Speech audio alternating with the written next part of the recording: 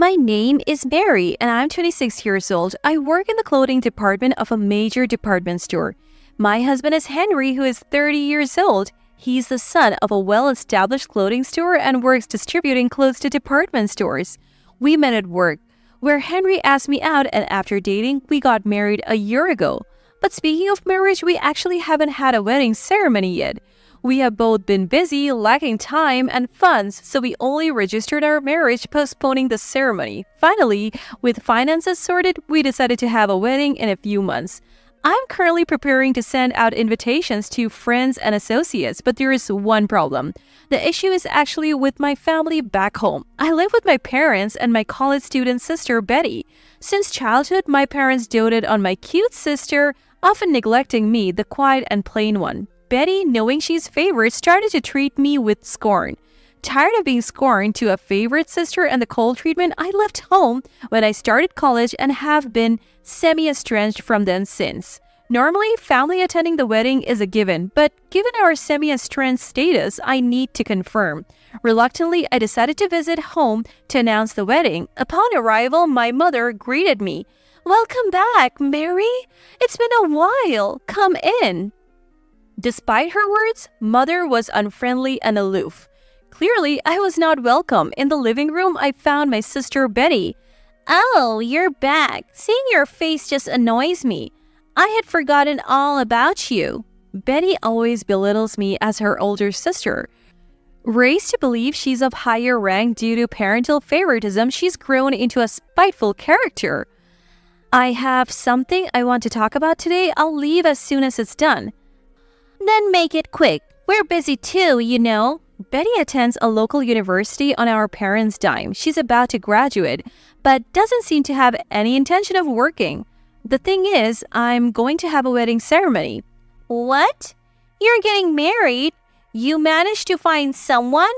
Yes, that's right. We are already married.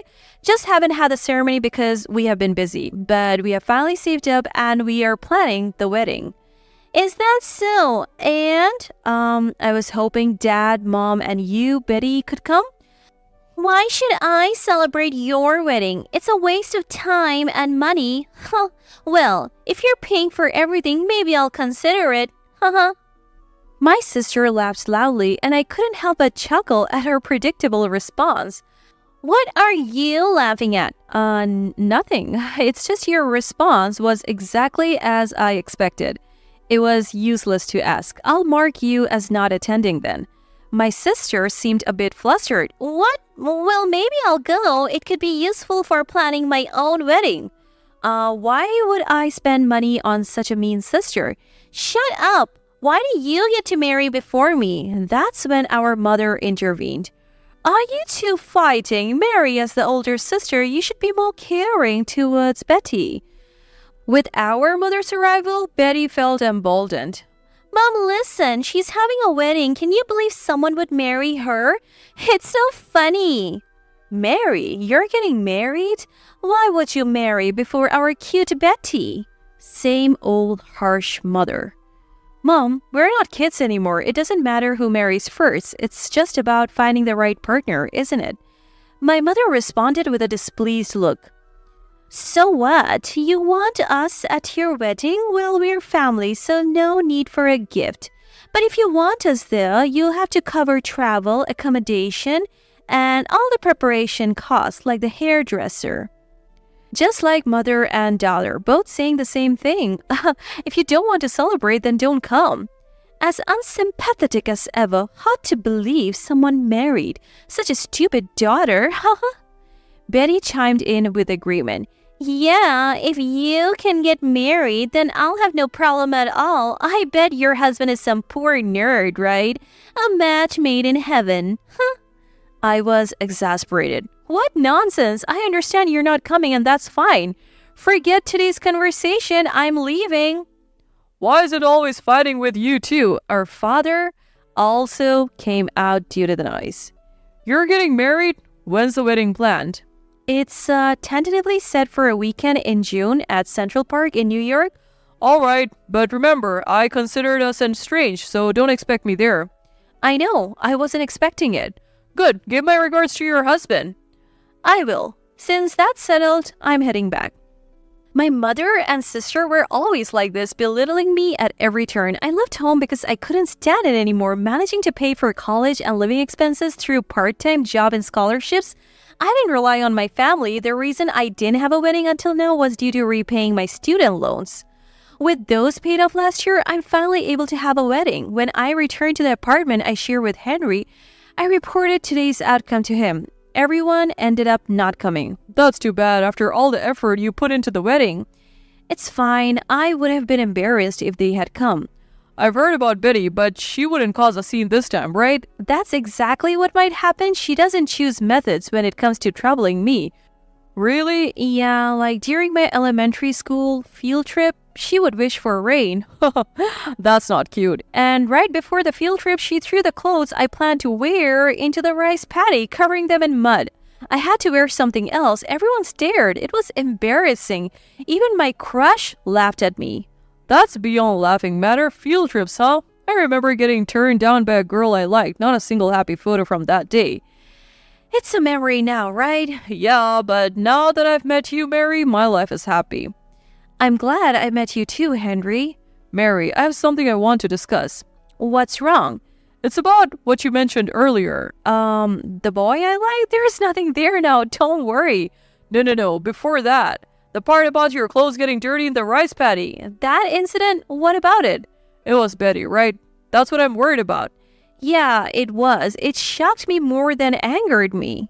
So I've been thinking a bit about the wedding day. What is it? The day of the wedding finally arrived. Our wedding started in the morning, so we were at the venue quite early. The ceremony just finished, and we are now waiting for the reception to begin.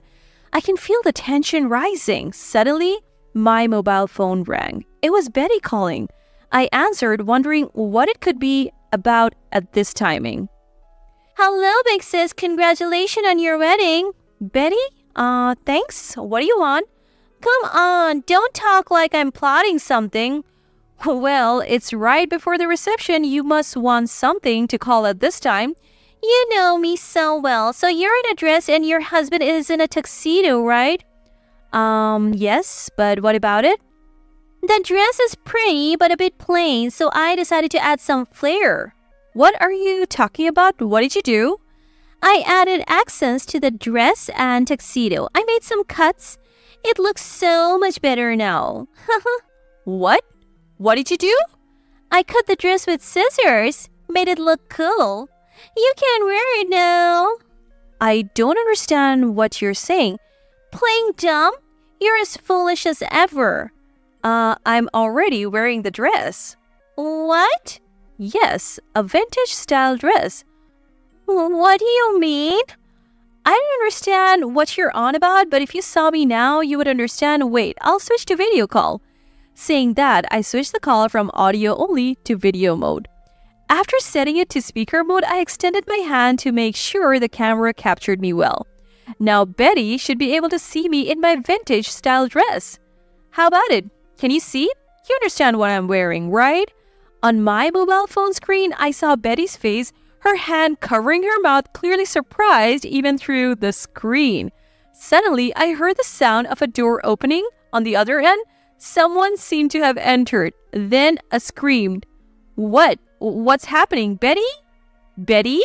Suddenly, Betty disappeared from the screen and the ceiling was shown instead. The call wasn't dropped as I could still hear the audio.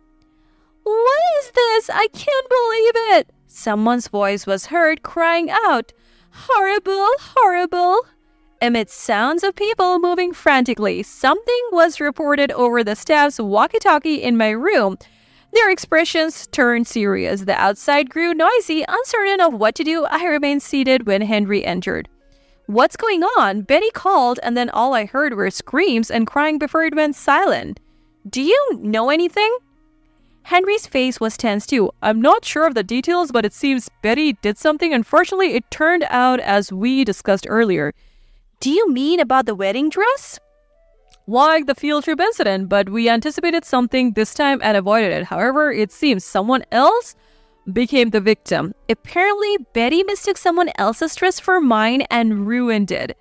A staff member entered. I'm sorry for the inconvenience. Due to a little trouble, the reception will be delayed. We'll inform you as soon as we have more details. Could you please wait here a bit longer? I exchanged looks with Henry. Do you think it was Betty's doing? Probably. This is going to have big repercussions. The commotion outside grew louder. Unable to sit and wait, I stepped out of the room. In the hallway, a crowd was gathered near a dressing room. Someone was apologizing profusely. Betty? Mom? I managed to approach the two. What happened? Are you okay? Both my mother and sister's faces were ashen. I'm sorry. We're so sorry. They repeated to an apparently upset groom and his relatives. What happened here? I asked a nearby venue staff member. That lady intentionally cut up the bride's dress with scissors. The bride collapsed from the shock and the wedding had to be cancelled. What? I was speechless. Why would she do something like that? I couldn't understand the reason. After hearing the whole story, I was furious and utterly dumbfounded. My mother and sister planned to ruin my wedding by cutting up my wedding dress? They entered the venue early, claiming to be the bride's family and wanting to observe for reference, and were led into the dressing room. Then, when the attendant left the room momentarily, they used the scissor they had brought to cut up the white dress and tuxedo. They also destroyed the accessories, scattering necklace beads and stomping on the tiara, making a complete mess. They waited, hoping to see me in distraught and scream. They probably planned to laugh at my miserable state. However, they did manage to ruin my dress. Unaware of the actual situation, my sister snuck into the dressing room and cut up another couple's attire instead. The outfits for our wedding were prepared by my husband's family and brought to the dressing room just before the ceremony. Upon discovering the situation, the venue staff immediately checked the surveillance cameras. Then Henry revealed a hidden camera he had installed that showed my mother and sister cutting the dress and destroying the accessories. This evidence, along with the staff's identification, led to my mother and Betty being quickly apprehended. The bride who suffered the damage fainted in shock and distress after seeing her cherished wedding dress slashed to pieces. She was then transported by ambulance and the wedding was consequently cancelled in chaos.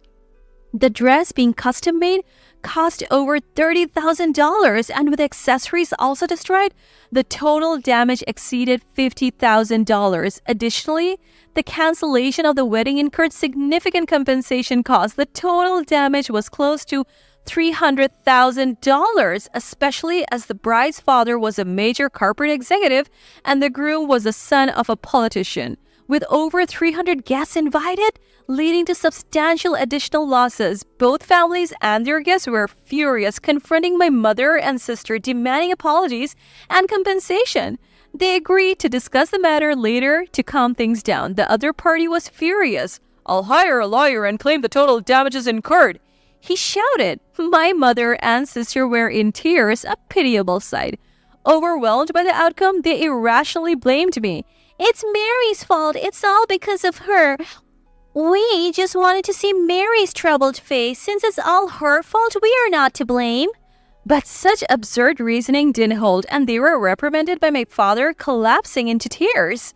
I feel sorry for the real victims, the other bride and groom and their families, and there was nothing we could do. Leaving the two to my father, my husband and I left the venue. It was actually Henry who anticipated Betty's actions. After hearing about my field trip incident, he speculated Betty might plan something similar and devised countermeasures. First, we chose a vintage-style dress. Henry's family owns a well-established clothing store, and he suggested using the wedding and the vintage dress for the store's promotion and brochures, an idea his father supported by providing the attire free of charge. Though it was to be kept a secret, his father generously compensated us as models.